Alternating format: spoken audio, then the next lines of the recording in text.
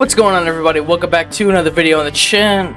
How did that happen? Welcome back to another video on the channel. This video is going to be ranking every single map in Garden Warfare 2. If you guys do go on to enjoy this video, dropping a like would mean a lot. If you guys are new, subscribe. And without further ado, let's get in to number 18. Also, guys, before we start this video, I just want to thank you guys so much for the support. And in so, I want to give you guys a chance to get free $15 on your Xbox account. Sorry if you're on everything else. This is going to be an Xbox code right here. If you got that redeemed, congratulations. Free $15 on your account. Let's get into it now. Coming in, we have Time Park. Now, this is probably going to be the lowest on the list for a lot of people. And the reason why is because, really, I just feel like it's kind of annoying to go through a portal and then just have a bunch of people shoot at you at once. The middle just really does it for me. I really don't like the middle. I just hate having to go through a portal and then just get destroyed by the entire team. And on a Team Vanquish map or Suburbanation, like, it just kind of, I don't know. I just don't really like it. To be fair, though, this map has some pretty cool features to it, like Asia and the prehistoric area look pretty cool. It's not necessarily like a terrible map, but in gameplay wise, it's a terrible map. But in looks, it's pretty cool.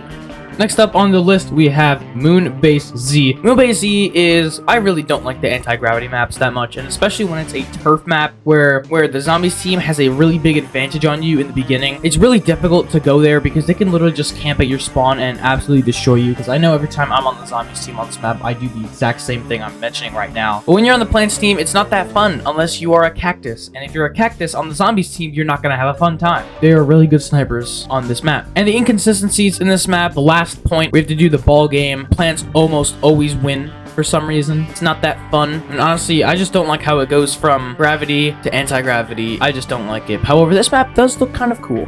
Next up, we have Zen Peak. The reason why I choose Zen Peak is pretty simple. I hate how there's so many goddamn rocks. This map has so many things in front of you that can block your shots, like rocks and a big ass building. And like, honestly, long range characters don't really do that well in this map. It's really mostly like pea shooters and super brains and all that. Sometimes they do pretty good, but most of the time not. I just hate how it goes from super high tall rocks to really low waterfalls. I just don't like it at all. It's just not really a map. I like a map that's pretty consistent on every level, and honestly, Zen Peak does not fit that criteria, unfortunately. It's a pretty good looking map as well. I mean, honestly, all the maps in this game are pretty good looking, but this map, I honestly couldn't care less if this map just somehow got like removed. Next up is going to be Seeds of Time. Now, Seeds of Time, the reason why it's so high up on the list is because I just feel like it's super unfair to the zombies. The plants just have such a big advantage when it's coming to defending. Half the time, I don't even make it past the first or second point in this map. And also, like the last point, super biased. Plants have such an easy time defending it, considering you really only get 4 minutes to push the cart to the first checkpoint. And then it goes up by like a minute and then maybe an extra minute. And I just feel like it's really difficult for these zombies when you're trying to rotate the wheel. Half the time, we can't even rotate it once because of how many plants are just camping and throwing beam bombs and stuff like that. It's really hard, and honestly, playing a zombie on this map is absolutely terrible. Up next is going to be Lunar Landing. The reason why I put Lunar Landing on this list above Moonbase Z and above everything else is going to be because I feel like this map is more open, and I feel like it works really well for a Team Vanquish map or a Gnome Bomb map, considering that anti-gravity just fits really well with a Team Vanquish map. I just don't feel like it fits well with a Turf Takeover map, but Team Vanquish or Gnome Bomb or Suburbanation, I feel like this map is really good for that. The only reason I might say it's not that good is maybe like Vanquish Confirmed, where you have to get the orbs and you kill them midair and you can't get it. Other than that, it's really not that bad, and it looks pretty cool. There's an anti-gravity zone all outside, and then there's a gravity zone inside. Pretty freaking cool, I'm not gonna lie. Next up is going to be Zombopolis. The reason why Zombopolis is here is because I feel like for what the map says it is, a zombie town, it just does it very well. The last point is pretty fun, considering you have to destroy a battery and then you can shoot at the robot while time stops. It's pretty cool. The reason why it's so high on the list is because I feel like I just get it too much and it's just overused. But really, other than that, there's really nothing bad about it, other than maybe it just looks a little too dark at sometimes. Like, I feel like if it was a little brighter, it would appeal to my eye a bit more. I don't know. But really, there's no like hard points to capture. Maybe like the third one is a little too hard. But really, other than that, not that bad. Yeah. Coming up next, we have Zombobia. Zombobia is a lot like Zombopolis. However, I think this map looks so much cooler. I think that they did a really good job on the points. First, having the plants on their side, trying to infiltrate the zombies side. However, there is one problem with this, and that is the last point. The last point almost always has the plants winning, and honestly, I just don't think it's easy for the zombies whatsoever. I don't think that they have a fair chance, because the plants, just all they have to do is hold B on a few points and they win. And I just feel like it's a little bit unfair, but really, other than that, there's nothing wrong with this map. I just think it looks awesome and it plays really well. Alright, coming up next, we have Walnut Hills. If you don't know, Walnut Hills is actually from Garden Warfare 1, so I'm not going to go into too much detail about this map. However, I will say that there is a little bit of nostalgia here, considering that this is not a limited time mode, this is a permanent map, and it only allows you to play as the OG 8 classes: Pea Shooter, Sunflower, Chomper, and Cactus, Foot Soldier, Scientist, Engineer, and All-Star. I think it's pretty cool. There's really nothing wrong with this map. I mean, it's a cool map, and yeah. Coming up next, we have Boney Island. Boney Island is a pretty cool map. Instead of Seas of Time having one prehistoric map, Boney Island is just one big prehistoric map. Boney Island has an inside area with a volcano that you can go on top and under, and has an outside area with a bunch of fossils and trees around it. And honestly, I love the design of this map. It just makes you feel like you're in the prehistoric era, and there's just so many cool things about this map. They did a really good job of making it grassy on one side, and then like deserty and bony on the other side, and then in the middle there's like a little village, like a cave people village. It's really freaking cool, and I really enjoy playing on this map mostly. Up next, we have Colosseum. Colosseum is really cool. You can either walk on the sand or walk on the Colosseum, or you can walk around it. Now, around it, in my opinion, is what makes it super cool. You can really go anywhere you want. Basically, you have the freedom of walking outside of a Colosseum. Now, this map on Gnome Bomb is super cool because you can decide to get the Gnome Bomb, and then instead of just staying in the Colosseum, you can just walk right out of it, and you're protected basically from all sides. There's nothing wrong with this map. Every time I get this map, I enjoy playing on it.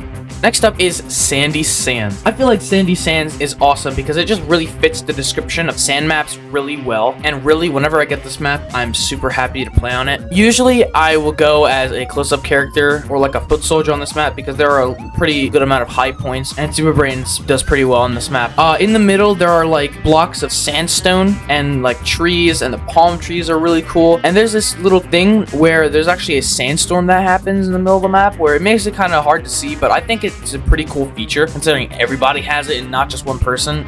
So it just makes it equally as hard for everyone. It only lasts for like 30 seconds, but that just really adds on to how cool this map is. And yeah. Up next, we have Aqua Center. Aqua Center is also a reskin of a Garden 1 map, except instead of Garden Center like in Garden Warfare 1, it is now Aqua Center. Really, being in the center doesn't give you an advantage like in Time Park did. It's kind of the opposite. When you're in the center, you don't do as well, and that's why I think this map is super cool, because everybody's on the outskirts just fighting to not be in the center, really. And if you are in the center, good luck, because everybody's really coming there to kill you. At least from my experience, that's how it goes. But yeah, whenever I see that I'm gonna be playing this map, I'm very happy. Next is Z-Tech Factory. Z-Tech Factory is so freaking cool. There are so many parts of this map that are awesome, like the inside where there's just a bunch of tanks with like fish and a zombie inside of it. Weird. And then there are portals that teleport you to other parts of the map. There is a train that goes through a portal and somehow doesn't come back. There's an underground area. There's a freaking robot that sometimes just starts walking around the map. This map honestly has everything. I think this map is the perfect map for this game. They did such a good job, and especially the feel of futuristic is what Garden Warfare 2 was going for. This map absolutely did so well on that. Coming up next, I didn't want to put in the top 3, is going to be the Backyard Battleground. Yes, I consider this a map. This is the starting map. When you first go into the game and you finish the tutorial, this is the first map you're introduced to. You are able to explore so much in this map. You're able to customize your characters. You're able to go into multiplayer. Basically, this is the base point for everything Garden Warfare 2. I just absolutely love the Backyard Battleground. Obviously, it's not like a multiplayer map. It is, but it's not one you'd play in a multiplayer game, except for limited time modes. And when you play those limited time modes, this map absolutely is so much fun. Like Taco Bandits, absolutely so much fun on this map. And I didn't want to put in top 3 because, you know, usually it's really only a limited time mode that you get to play this map. However, it definitely is super high because a lot of the multiplayer maps do not beat the Backyard Battleground, and I really wish there was more game modes with this included. Coming in at number 3, we have Frosty Creek. You all know Frosty Creek was going to be on here. Frosty Creek is just a non-turf version of Great White North. Frosty Creek is such a cool looking map, especially because it's a dark map with snow. It just looks absolutely incredible. This map has so many vantage points you can get up to. And I feel like this is a really fair map because there's a ton of high points and there's a low point, and it's really just balanced on each side. It's not like one side has one advantage over the other. Really, every time I play this map, I enjoy it, especially on like Gnome Bomb. It's a pretty compact map, so the Gnome Bomb games don't last forever, but sometimes they do, and when they do, it is absolutely so much freaking fun. I enjoy this map so much. I love it, and that is why it is number 3.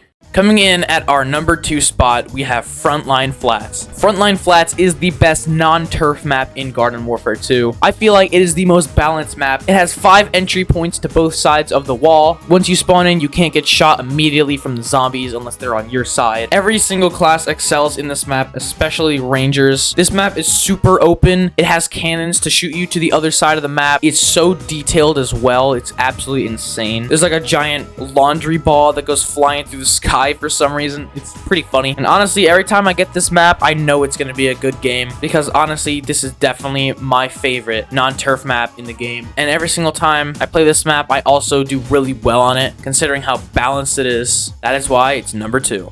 But you know what is better than every single map I just listed? It is a turf takeover map. It is really nice looking. It is super nice looking. It is really balanced, really fair. You could say I'm a little bit cold for this one because my favorite map in Garden Warfare 2 is Great White North. Great White North is the coolest, best map in Garden Warfare 2. No pun intended. It looks absolutely fantastic with all the snow and the ice and the blue on this map. It plays so well from the first point to the last point. I just absolutely love this map. This map is my everything. Every time I play this map, I just want to play it every day because I can never get bored of this map. I'm never mad when I get this map because I just absolutely love it. Every single character on this map excels, from soldiers to super brains to pea shooters to chompers. It is absolutely so much fun, and every time I play this map with friends, they also have a good time, so I know that it's a good map. I just honestly love how the snow looks. I just feel like it fits in really well.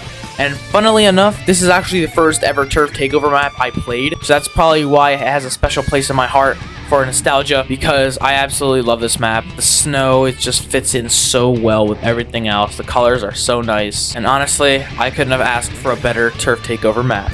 That's gonna do it for this video. If you guys did enjoy, make sure to drop a like. If you guys are new, subscribe.